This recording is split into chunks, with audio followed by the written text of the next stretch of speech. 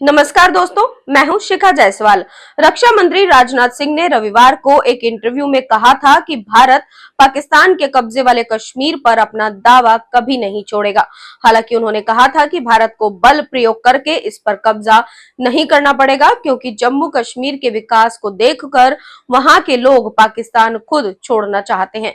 उनके इस बयान पर प्रतिक्रिया देते हुए नेशनल कॉन्फ्रेंस के नेता फारूक अब्दुल्ला ने कहा कि पाकिस्तान ने चूड़ियां नहीं पहनी हैं और उनके पास परमाणु बम भी हैं। राजनाथ सिंह ने कहा कि जिस तरह से जम्मू कश्मीर में शांति और विकास लौटा है, जल्द ही पीओके को भारत में विलय करने की मांग की जाएगी। उन्होंने कहा कि हमें पीओके को लेने के लिए बल का प्रयोग नहीं करना पड़ेगा, क्योंकि लोग कहेंगे कि हमें भारत में विलय होना है। ऐसी मांगे अब आ रही हैं। पीओके भारत का क्षेत्र था और हमेशा रहेगा। राजनाथ सिंह ने यह भी दावा किया कि जम्मू कश्मीर में जल्द ही चुनाव होंगे। हालांकि उन्होंने इसका कोई समय नहीं बताया है।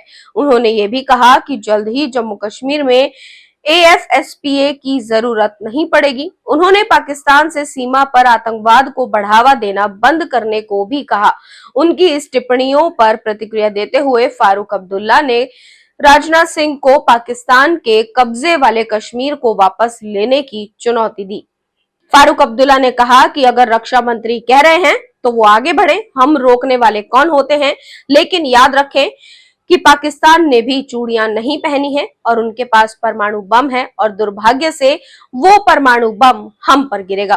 फारूक अब्दुल्ला ने भविष्यवाणी की कि अमरनाथ के बाद जम्मू कश्मीर विधानसभा चुनावों की घोषणा की जाएगी। कश्मीर में सुरक्षा बलों पर कल हुए हमले पर प्रतिक्रिया व्यक्त करते हुए फारूक अब्दुल्ला ने सत्तारूढ़ बीजेपी पार्टी पर निशाना साधते हुए कहा कि अनुच्छेद 370 हटने के बावजूद आतंकवाद जारी है।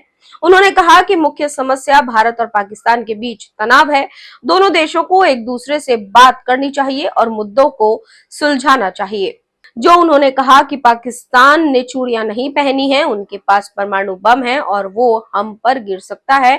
इसको लेकर अब राजनीति बहुत तेज हो गई है, जिसको लेकर बीजेपी ने फारूक अब्दुल्ला को आड़े हाथों लिया और कहा कि वो पाकिस्तान की तरफ से बयानबाजी कर रहे हैं।